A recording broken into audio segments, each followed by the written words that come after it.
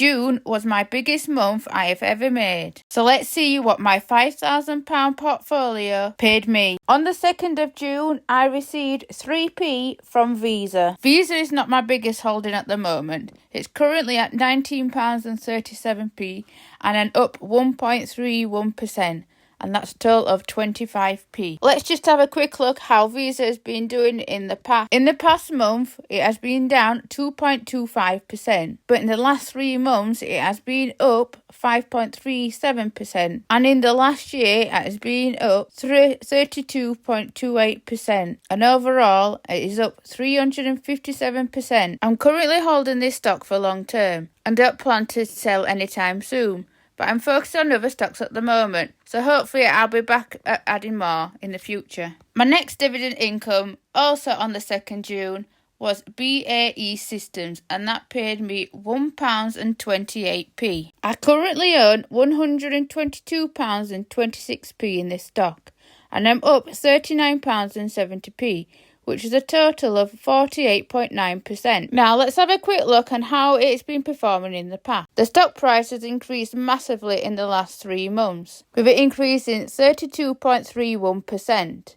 And then within the year, it's gone up by 48.22%. I still plan to buy on loads more of this stock. Hopefully by the next ex-dividend date, I'll have doubled my portfolio size for this stock. Legal & General was my biggest ever dividend payment at £34.03p, and they paid out on the 5th of June. Legal & General is my biggest position so far. I currently own £591.71p, and I'm in profit of £48.51p. That's equivalent to 8.93%. I own 234.99 shares. Legal & General is not going to be a long-term hold for me, but at the minute, it's paying me a high dividends, so I'll be sticking around for a little while. It doesn't have huge growth, and that's the reason I won't be sticking to it a long term. I got 2 payments on the 13th of June, one from Unilever and one for Realty Income. So let's start off with Unilever at 85p. Unilever used to be one of my biggest holdings. I sold the stock when it reached its high, and now I'm planning to buy more as the dip keeps on progressing. I now only own £103.90p in this stock, and down by £3.40p.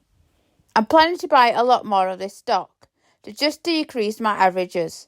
I'm wanting to buy more and keep hold for a long term. As you can see, it's not been the best last 3 months, but that's great for buying. As you can see, the stock is up 61.39%. Now for my other stock that paid out on the 13th of June, Realty Income at 50p.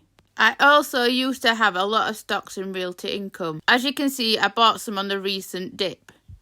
And I plan to buy some more, probably around about this price, but hopefully a lot less, to just bring my average down again and bring in them monthly dividends. In a way, I kind of regret selling my Realty Income before, as I had over £1,000 worth in Realty Income. Let's have a look to see how Realty Income was performing in the past. This is also another stock that has increased in the past 3 months. This stock is not for my growth, it's more for my dividends, which I shouldn't really rely on, but I think it's a fun one just having one every month. Rolls-Royce is a fairly new position, and they paid me 42p. Currently, I own £72.39p, which is 7.4 shares. At the beginning of my investing journey, I did buy into Rolls-Royce, but as I didn't know what I was doing, I sold it, and I would have made a lot more money if I just kept it and kept buying more. But I guess that is the risk of buying stocks and shares.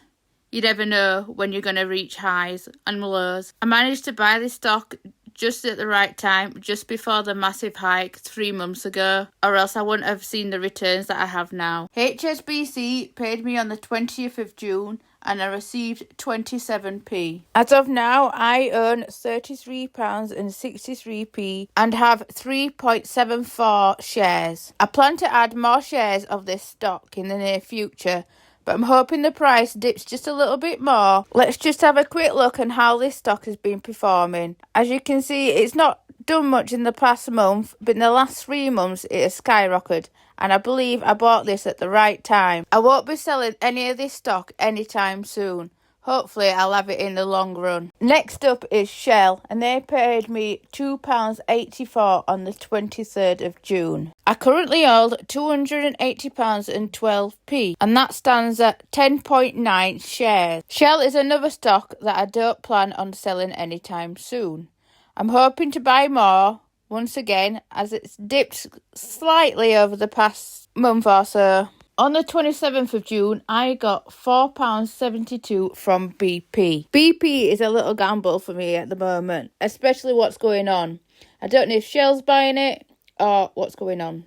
So it's a bit of a risk for me on this one. But I'm still planning to keep it so far. I currently hold £328.60 and a minus £9.58. So far I earn 87.74 shares. I ideally want to get it up to 100 shares, but we'll see how everything goes. At the moment, I still think it's worth buying into. And my final dividend of June was PepsiCo on the 30th of June, and I got 14p. I own £68.47 of this stock, and I'm down just 62p. I'm hoping to get to 1.5 shares by the end of this year. It's not been performing the best lately, but I still see some growth left, and hopefully it's going to be my portfolio for the long time. As you can probably see, I bought again at the right time. Just look, for the month of June, I got a total of 10 different dividends, which gave me a grand total of £45.08.